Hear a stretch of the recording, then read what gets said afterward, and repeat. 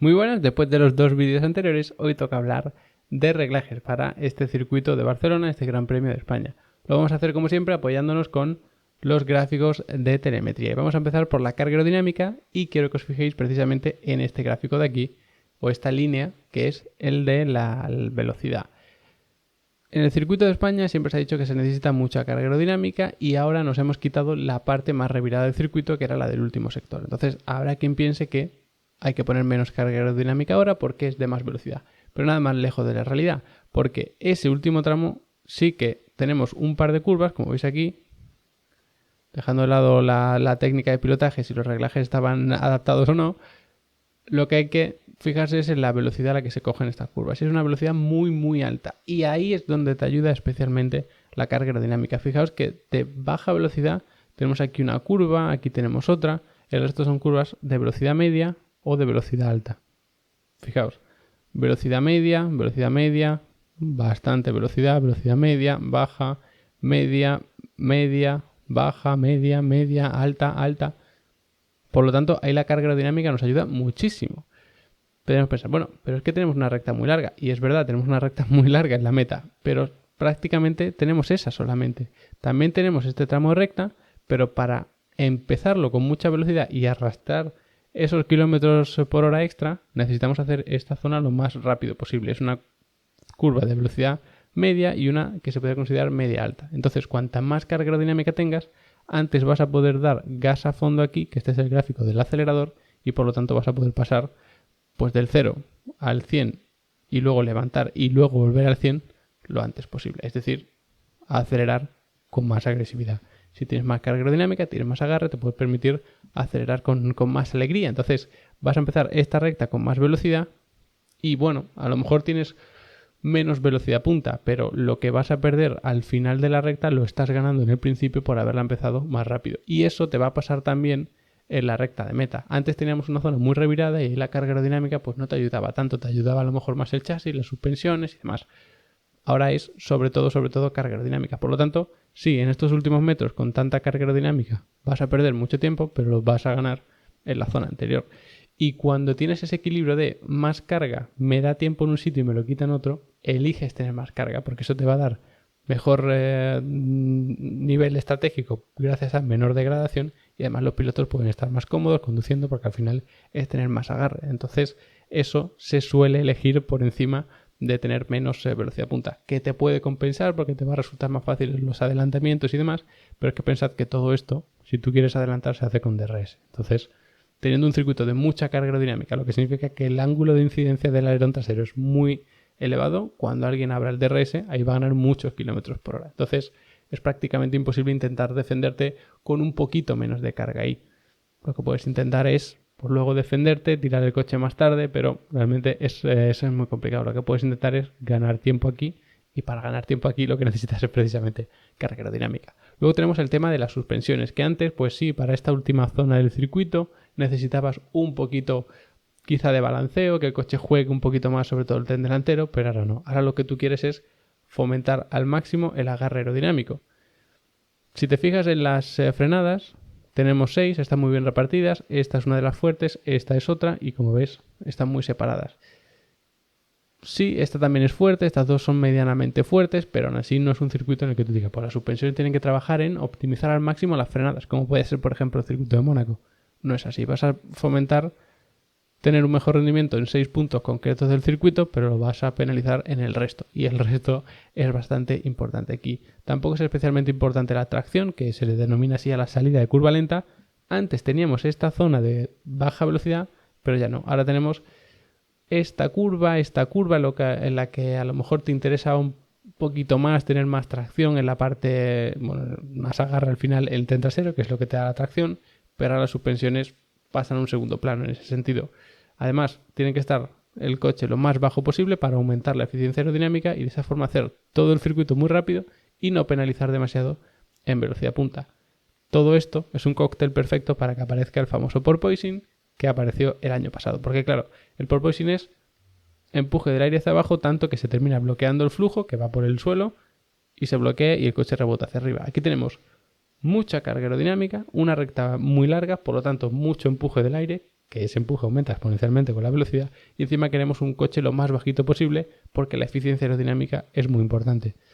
¿Se puede intentar poner un coche un poquito más alto, con la suspensión un poquito más blanda para ser más agresivo con ciertos pianos?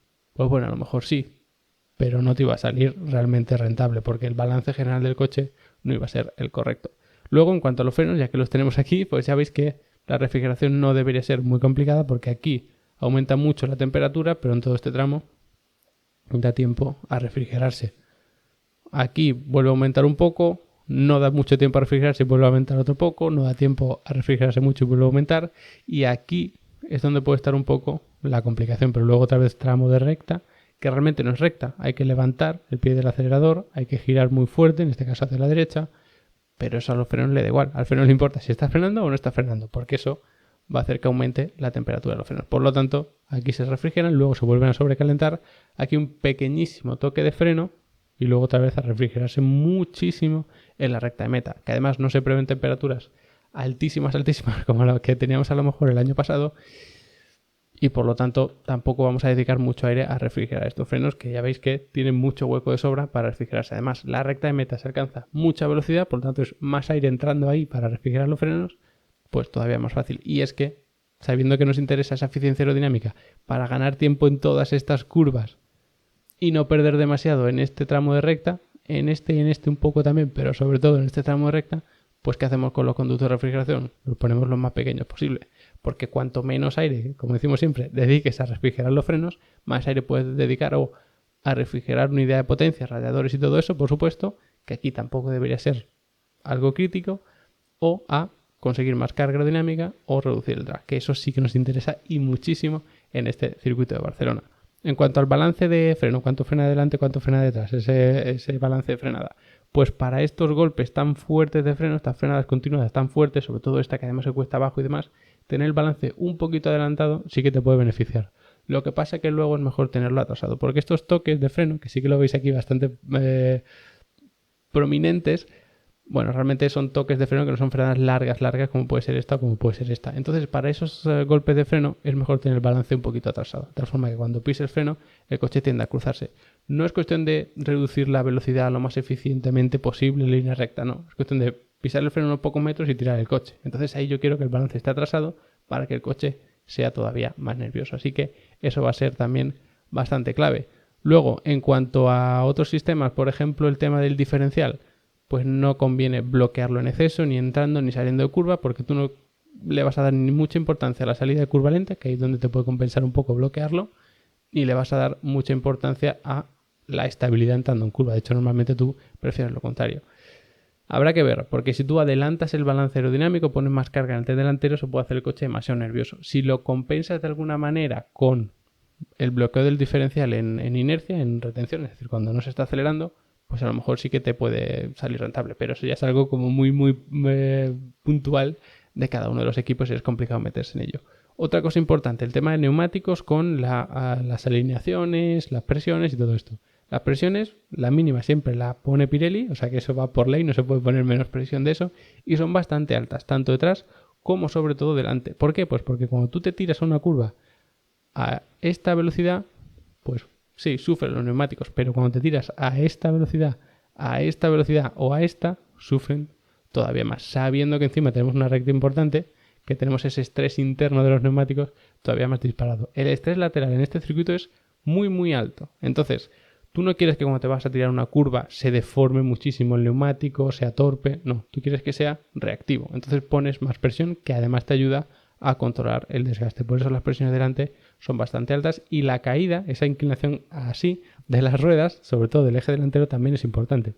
Si se alcanzan unas velocidades muy altas y a esa velocidad alta hay que coger una curva, se va a alcanzar también una fuerza lateral muy alta, que este circuito es de los de muchas cargas laterales. Entonces ahí es cuando la caída, que es, así explicándolo rápidamente y con muchos matices por el camino, cuando cogemos una curva, la rueda exterior buscamos que apoye por completo. Si está la rueda completamente vertical y cogemos una curva, pues no va a apoyar bien, ¿vale? Lo que hacemos es optimizar la huella de contacto en curva de la rueda exterior.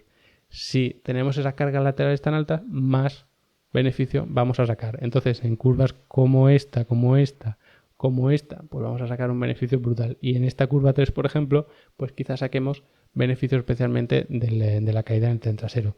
Así que bueno, así, resumen rápido de por dónde pueden ir las ideas de los reglajes. Ya sabéis que en Level Up Academy tenéis muchos cursos de reglajes, de cómo analizar datos de reglajes, de cómo analizar datos en general, de cómo utilizar software de análisis de datos en general.